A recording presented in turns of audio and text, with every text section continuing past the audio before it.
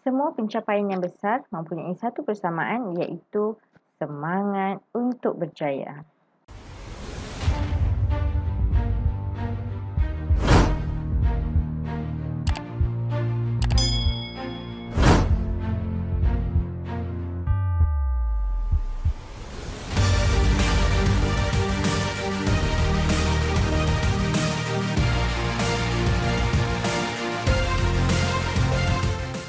Assalamualaikum. Berjumpa kita lagi kali ini dalam channel Cikgu Masyita untuk kita membincangkan mengenai bab 3 algoritma asal sains komputer tingkatan 1.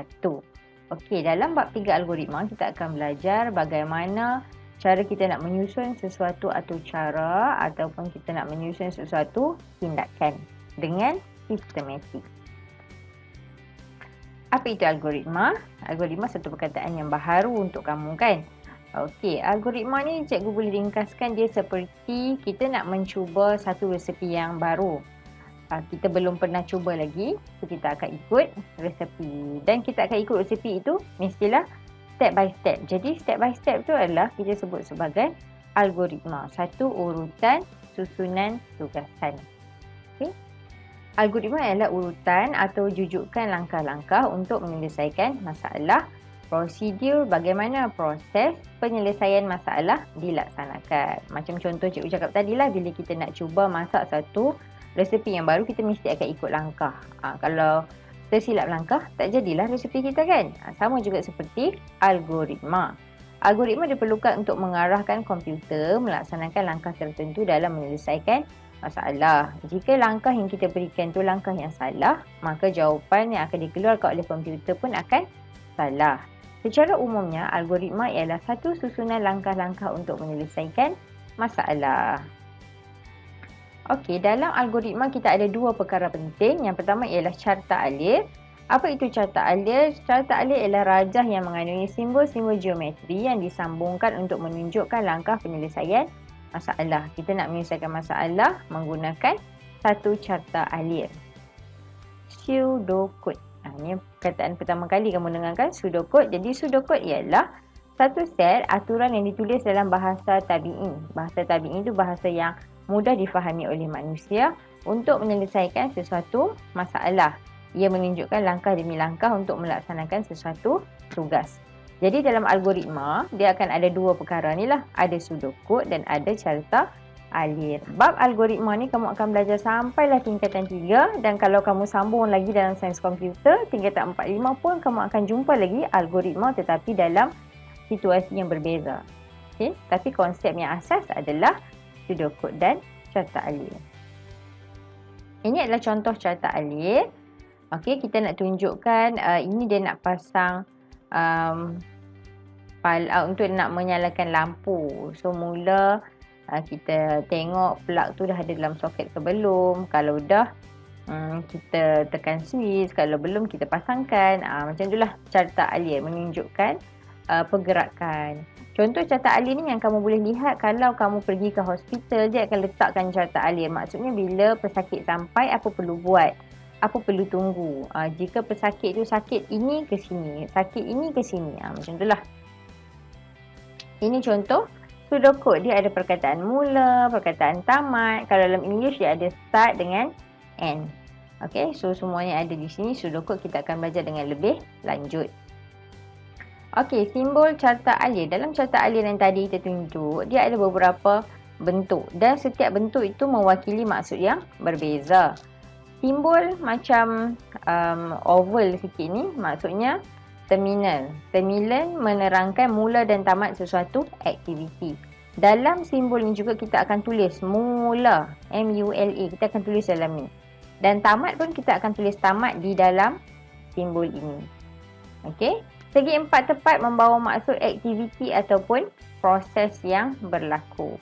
Bentuk diamond bermaksudnya pilihan. Kita nak uji sama ada benar ataupun salah. Anak panah menunjukkan aliran aktiviti ke bawah ke kanan ke kiri ataupun ke atas.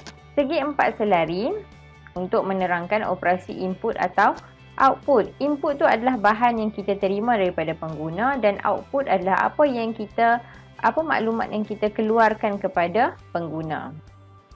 Bulatan kecil bermaksud bulatan penyambung yang menggabungkan aliran yang berlainan. Contoh kamu buat carta alia dah penuh satu muka surat, nak ke muka surat yang baru, kita akan letakkan bulatan penyambung. Okey, ini subtopik kita 3.1.1 pembangunan algoritma. Apa yang ada dalam pembangunan algoritma? Kita akan belajar mengenai struktur kawalan pilihan.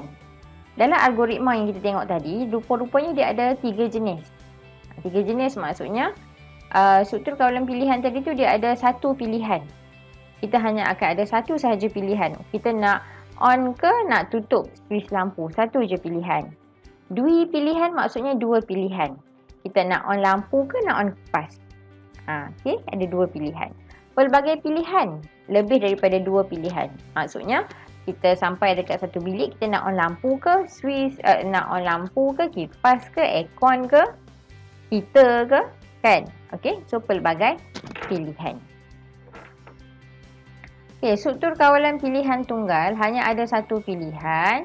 Jika syarat diuji benar, maka satu set tindakan akan dilaksanakan. Okey, macam tadi cikgu cakap, plug dipalam ke dalam soket. Maksudnya plug dah masuk dah ke dekat soket yang dekat elektrik tu, dekat dinding tu kan. Kalau ya, sambung lagi aktiviti lain. Kalau tidak, masukkanlah plug tu ke dalam soket. Ini maksudnya hanya ada satu pilihan. Ada satu aja diamond dia. Okey. Ini adalah struktur kawalan dui pilihan. Bermaksud kita memilih antara dua tindakan atau dua set tindakan untuk kita laksanakan. Contoh, memenuhi syarat. Jika sesuatu itu memenuhi syarat, kita akan lakukan tindakan A. Kalau tidak, lakukan tindakan B. Contoh, memenuhi syarat, kamu lapar. Okey, dalam ni, kamu lapar. Ya, kalau lapar, apa kita nak buat? Makan nasi. Kalau tidak perlu makan nasi. Macam tu lah. Okey, memenuhi syarat, dia ada dua set tindakan. Okey, bila ada dua set tindakan, dia akan ada hubungan operator ataupun ini lebih kepada macam subjek matematik kan. Okey, kalau simbol begini, dia maksudnya sama dengan. Simbol lebih besar daripada. Ini lebih besar atau sama dengan, lebih kecil atau sama dengan. Semua operator ini kita akan pakai di dalam kita punya carta alia. Sebab tu kita kena tahu. Okey. Struktur kawalan pelbagai pilihan. Okey, maksudnya di sini dia ada 3 syarat ataupun lebih dan ada beberapa set tindakan. Contoh, lapar, makan nasi. Kalau tidak, minum air.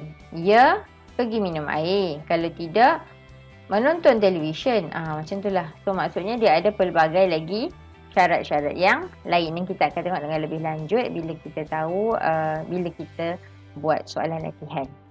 Setakat itu dahulu perkongsian untuk kali ini. Kita akan berjumpa lagi di lain waktu. Sekian dan Assalamualaikum.